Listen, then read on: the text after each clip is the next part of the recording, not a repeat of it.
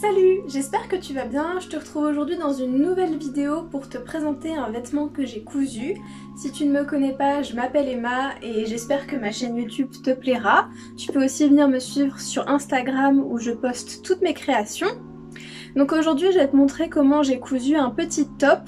C'est un top que j'ai cousu dans des chutes de tissu. J'avais un tout petit bout de tissu d'environ 70 cm sur 80 cm.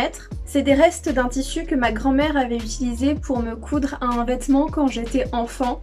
Je m'en souviens même pas tellement je devais être petite quand je portais ce vêtement. Mais en tout cas il est super mignon, il est bleu, il ressemble un peu à du denim, c'est du coton avec des petits motifs de fruits en bleu foncé. Je le trouve adorable et je voulais vraiment en faire quelque chose, donc j'ai enfin pris le temps de le faire.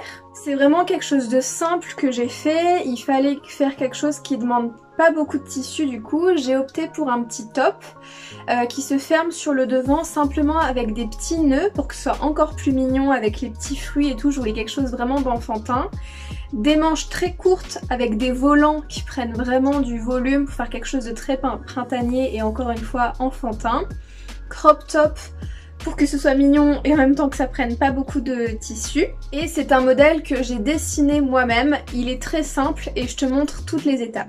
Évidemment, je te montre le résultat à la fin de la vidéo et j'espère que ça te plaira. Donc pour faire mon patron, je pars d'un patron de base, donc le patron d'un chemisier que j'ai déjà cousu. Je t'invite à aller voir la vidéo où justement le but de cette vidéo c'était de coudre un patron simple et voir s'il m'allait bien pour ensuite détourner ce patron et créer moi-même mes patrons à partir de celui-là. Donc c'est ce que j'ai fait, c'est un patron dont j'ai récupéré le devant, le dos et les manches et je vais modifier ces pièces de patron simplement avec du papier et un crayon pour récupérer moi la forme que je veux. Donc moi j'achète relativement peu de patrons de couture, je procède souvent ainsi, j'ai quand même pas mal de patrons dans mon armoire mais j'en achète pas de nouveaux et je pars de ceux que j'ai déjà pour les détourner et créer les vêtements que j'imagine à partir de ça.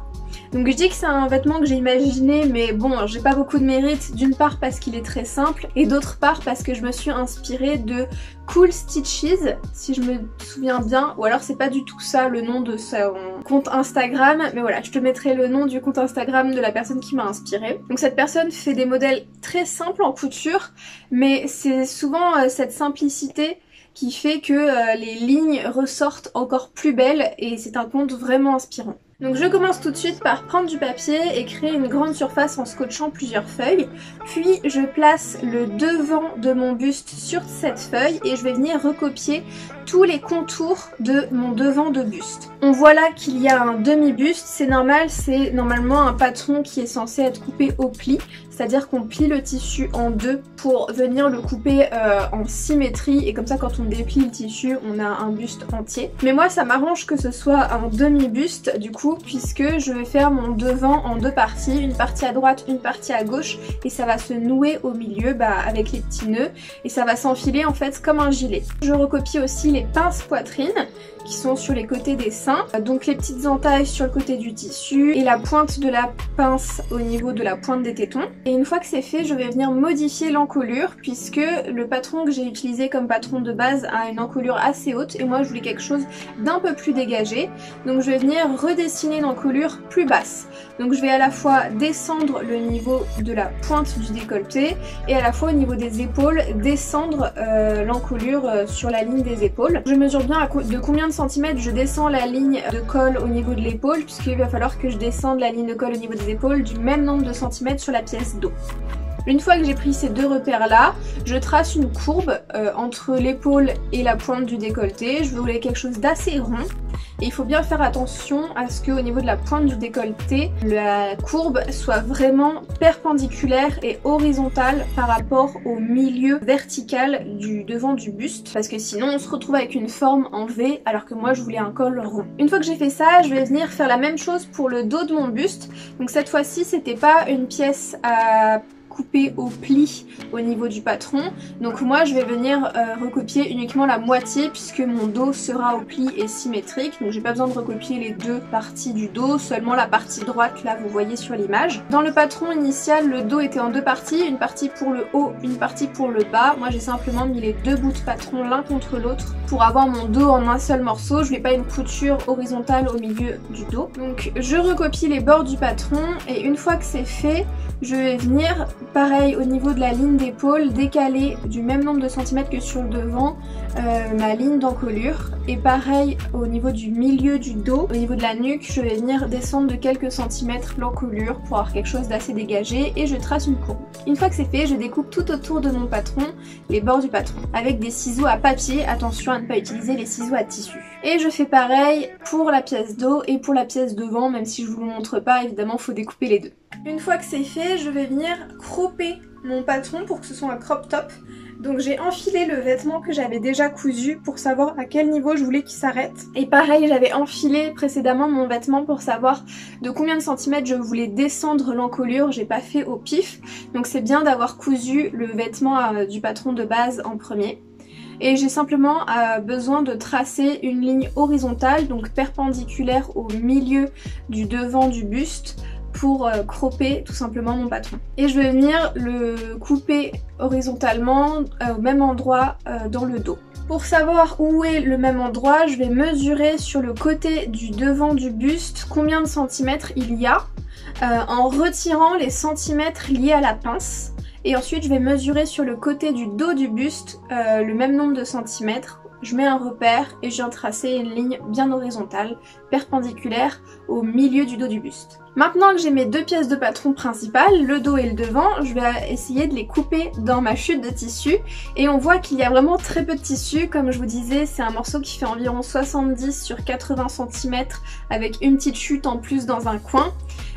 Et en plus de cette contrainte là, il est taché, donc il faut bien éviter les taches. Je vous ai pas montré toutes les étapes, mais j'ai passé pas mal de temps à jouer à Tetris pour au final me décider sur comment j'allais le couper. Évidemment, je ne peux pas respecter le droit fil, c'est dommage. S'il y a des personnes qui cousent bien parmi vous, vous savez que normalement c'est très important de respecter le droit fil, mais là ça va pas être possible. Heureusement c'est un tissu sans élastane, c'est juste du coton, il est de bonne qualité, j'espère qu'il va pas trop bouger dans le temps. Ça se voit un tout petit peu quand on regarde de très près sur le tissu qu'il n'est pas cousu dans le droit fil, puisqu'on voit les lignes en fait du tissu qui est tissé légèrement en biais, mais c'est vraiment si on regarde de très près, de loin ça se voit pas parce que heureusement mon motif ne comporte pas de rayures ou de carreaux, il y a juste des motifs de fruits qui ont l'air d'être placés aléatoirement sur le tissu. Donc je fais en sorte que ma pièce dos soit coupée au pli. Donc pour ça je plie mon tissu en deux, je pose ma pièce dos en faisant attention à gâcher le moins de tissu possible. Je l'épingle et je vais venir couper tout autour à 1 cm du bord puisque les marges de couture ne sont pas incluses dans mon patron. Et ensuite je coupe de la même façon mon devant de buste, cette fois-ci pas au pli mais en deux exemplaires qui doivent être bien symétriques l'un par rapport à l'autre, faut pas les couper de façon identique mais bien symétrique. Je reporte bien sur mes pièces de devant de buste l'écran de la pince poitrine et la pointe du téton de la pince poitrine. Mon tissu est complètement froissé, je l'ai pas repassé parce qu'en fait c'est dans mon sac à chute qui n'est pas rangé, c'est juste un grand sac avec toutes mes chutes, contrairement à mes tissus que je range bien pliés d'habitude. Je suis désolée mais voilà, ça prouve bien que c'est authentique et que c'est bien des chutes que j'utilise. C'est maintenant le moment de s'attaquer aux manches, donc je reprends le patron de ma manche et je vais venir le recopier sur un petit bout de tissu. On voit que je recopie simplement le haut de la manche parce que je vais faire des manches très courtes, donc j'ai simplement besoin du haut de la manche. Je mets bien un petit cran en haut de la manche au niveau de la tête de manche, donc c'est là où la manche va être alignée avec la couture d'épaule du buste. Et là ce que je vais faire, c'est que moi je veux une manche froncée, donc il faut que je l'étire en largeur pour que, une fois que des fronces soient créées, ça vienne recréer la forme initiale de la manche qui est resserrée. Je ne sais pas si vous voyez ce que je veux dire. Donc je vais venir l'allonger dans la largeur en essayant de recopier sur mon tissu la même courbe mais de façon étirée plus en largeur. Donc je ne veux pas simplement étirer un bout, par exemple le bout du haut, je ne vais pas faire une ligne droite en haut et ensuite redescendre ma courbe. Je veux répartir ce que j'ajoute en largeur sur toutes les étapes de la manche, donc un petit peu en haut de la manche, un petit peu un peu plus bas et un petit peu en bas de la manche. Vous voyez sur mon dessin, j'espère, la courbe que je dessine. J'essaie de refaire la même courbe mais en plus long tout simplement. et de partir de la même hauteur et d'arriver à la même hauteur en bas. Et donc je me retrouve avec une manche tout en longueur, très écrasée en fait. Malheureusement dans mon tissu vraiment tout petit, même si j'ai beaucoup réfléchi avant, je n'ai pas réussi à caser mes manches en entier. Donc j'ai fait des demi-manches, c'est-à-dire que j'ai d'abord fait le devant de manche, puis le derrière de manche, et évidemment j'ai fait les deux en deux exemplaires symétriques l'un par rapport à l'autre pour la manche droite et la manche gauche. Attention, les devants de manche ne sont pas identiques au dos de manche. On n'est pas exactement fait pareil sur l'avant des épaules et sur l'arrière des épaules. Donc pour ça, j'ai simplement plié mon patron en deux sur la ligne verticale, là où j'avais mis mon cran de tête de manche, qui correspond à la couture d'épaule du buste. Et j'ai d'abord coupé le devant, puis le dos, en rajoutant bien 1 cm de marge de couture tout autour, y compris sur la ligne où j'ai plié mon patron, c'est-à-dire sur la ligne de haut de l'épaule, puisqu'il va falloir que j'assemble mon devant de manche avec mon arrière de manche. J'aurai besoin d'1 cm de marge de couture.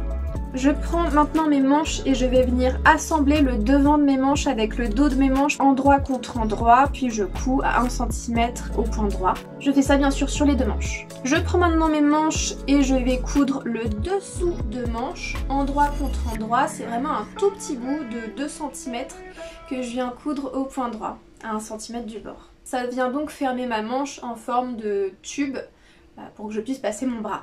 On peut maintenant passer à la couture. Maintenant que tout est coupé, je commence par fermer mes pinces au niveau de la poitrine.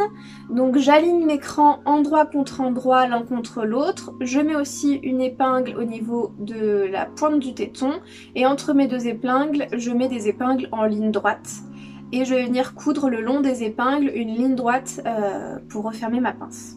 Une fois que j'ai fermé mes deux pinces, je vais assembler les devants de buste au dos de buste. Donc je les pose endroit contre endroit et je vais venir coudre les coutures de côté et les coutures d'épaule. Je couds bien à 1 cm du bord puisque j'avais pris 1 cm de marge de couture et je couds bien sûr au point droit en n'oubliant pas les points d'arrêt en début et en fin de couture. Donc c'est vraiment un montage qui est très simple et basique. Si vous n'avez jamais fait de couture, je vous conseille peut-être d'aller voir une autre vidéo avant, mais il n'y a aucun point technique difficile dans ce montage là. Parce que là j'essaie d'aller assez vite dans mes explications, notamment sur comment fermer les pinces et assembler le buste. Mais vraiment rien de difficile si vous l'avez déjà fait. Ensuite je vais prendre des chutes de tissu, donc vraiment des tout petits bouts de tissu d'une couleur pas trop éloignée de mon tissu principal pour venir couper des parmentures, tout simplement parce que dans le tissu principal que j'ai utilisé, il y avait vraiment plus que des tout petits bouts et j'arrivais pas à caler mes parmentures. Donc les parmentures, leur but c'est d'être cachées à l'intérieur pour avoir des finitions nettes sur le tour de l'encolure. Donc c'est des petits bouts de tissu, mais vraiment vu que mon tissu principal c'était une toute petite chute de tissu, impossible de les caser dedans. Donc je prends des chutes de tissu que j'avais par ailleurs et je vais venir couper mes parmentures. Pour ça, je pars des bustes que j'ai patronnés et je vais venir couper tout le long de l'encolure. Et là, je commence par le devant du buste, donc je coupe aussi ce qui correspond au milieu du devant du buste, puisque la parmenture va faire tout le milieu du devant du buste et tout le col. Je coupe aussi la ligne d'épaule et une fois que j'ai coupé ces 3 lignes, je peux désépingler mon patron. Et là je vais couper de façon approximative l'autre côté de la parmenture qui lui sera vraiment à l'intérieur et pas assemblé au tissu principal. Donc il faut juste que ma parmenture elle ait une épaisseur suffisante pour bien rester à l'intérieur du tissu, mais pas besoin de faire une épaisseur de 10 cm. Généralement je fais autour de 5-6 cm. Je fais la même chose pour le dos, donc là je plie bien mon tissu en deux, c'est une parmenture qui est au pli comme le buste. Et pareil, je coupe au bord du patron au niveau de la nuque et au niveau de la ligne d'épaule. J'enlève mon patron et je coupe au bord de là où j'ai déjà coupé à environ 5-6 cm. Puis je vais assembler mes parmentures entre elles, endroit contre endroit. Je pose ma parmenture devant sur ma parmenture dos au niveau de la ligne d'épaule et je couds à 1 cm au point droit. Une fois que c'est fait, je vais venir surjeter ça. Donc je sors ma surjeteuse.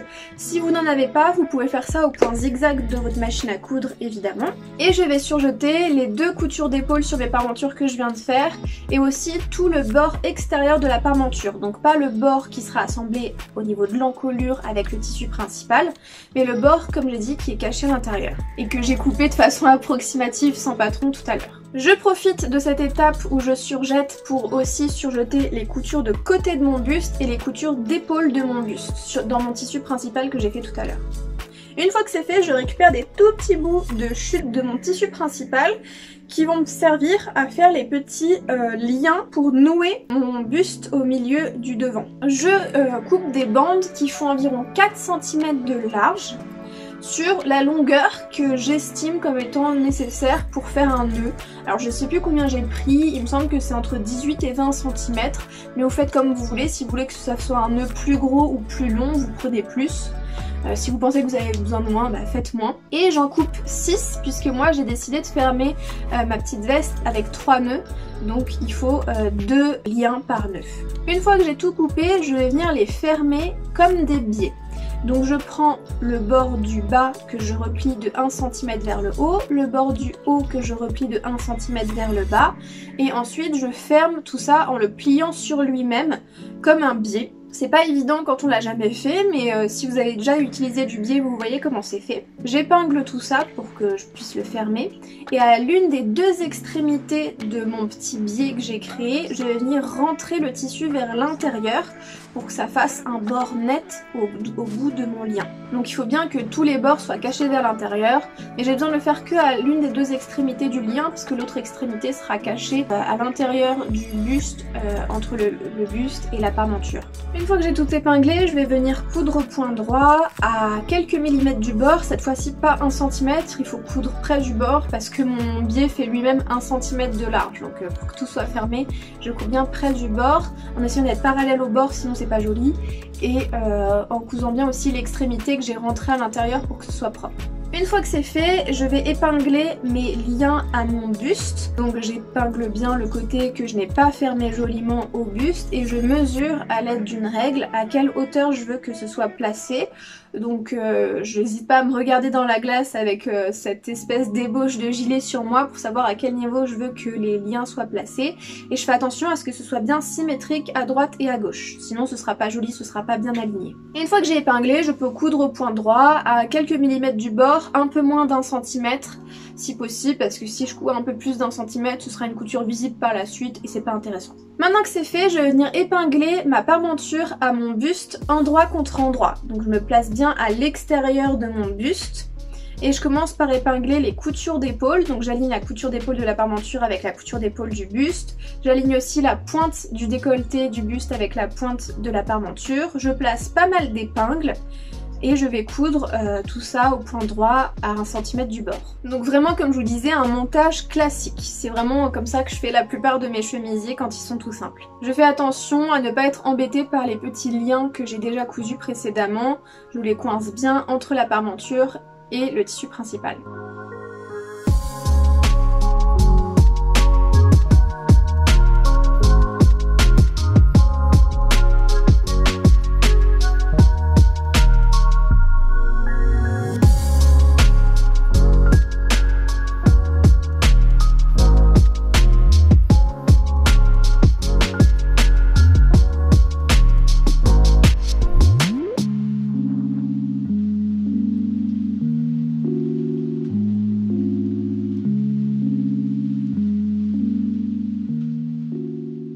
Dans la pointe du décolleté, je viens tailler des petits triangles pour éviter qu'il y ait un excédent de tissu dans la petite pointe.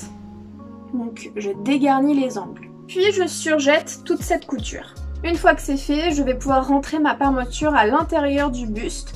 Donc je replie la parmenture qui était à l'extérieur vers l'intérieur et j'épingle tout au bord puisque je vais faire une surpiqûre à quelques millimètres du bord. Il va falloir coudre au point droit de façon bien parallèle au bord à quelques millimètres.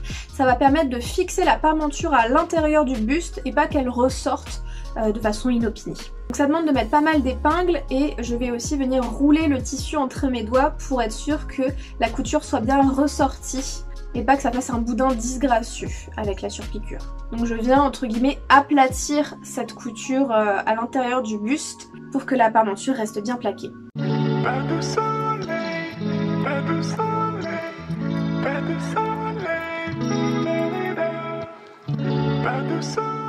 Une fois que c'est fait, je peux m'attaquer à l'ourlet du bas de mon buste. Donc simplement, je me place à l'intérieur de mon buste et je replie le tissu 2 fois de 1 cm vers l'intérieur. J'épingle, puis je viens coudre ça au point droit. comme un ourlet vraiment habituel. À l'endroit où il y a les parmentures, je prends bien la parmenture dans mon ourlet pour qu'en fait ça finisse la parmenture en bas du buste, avec le bas du buste en fait, tout simplement. J'en profite pour faire les ourlets du bas de mes manches, donc pareil, je me mets sur l'envers de ma manche et je replie le bord du tissu de 2 fois 1 cm pour faire un ourlet.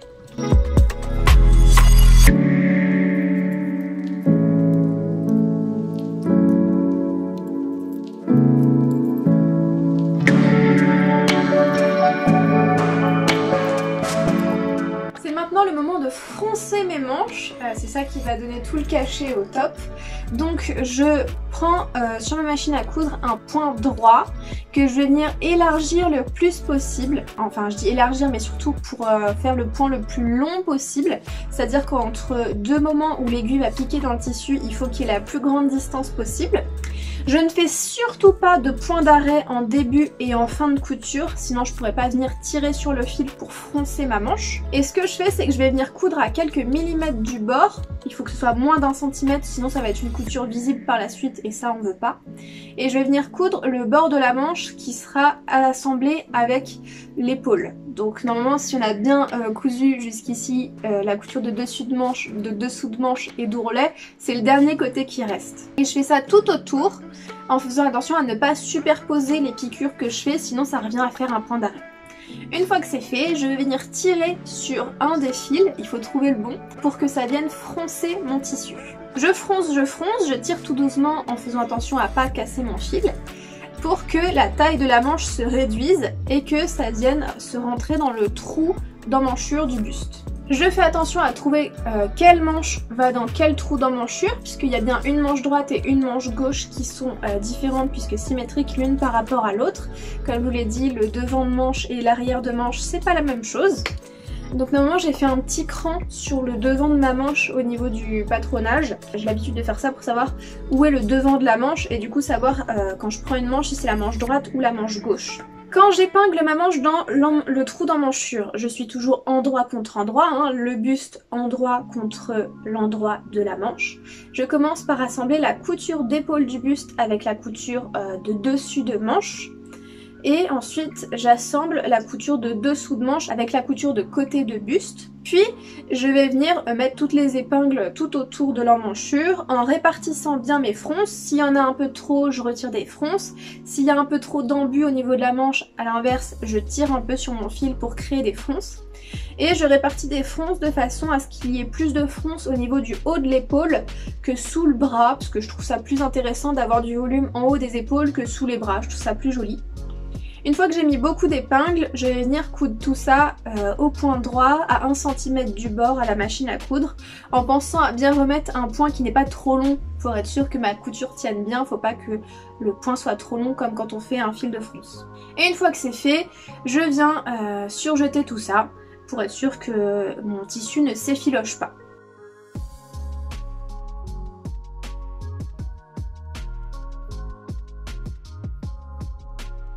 Et voilà, c'est fini, c'était la dernière couture. J'espère que ça vous a plu, que c'était pas trop difficile et que mes explications étaient compréhensibles.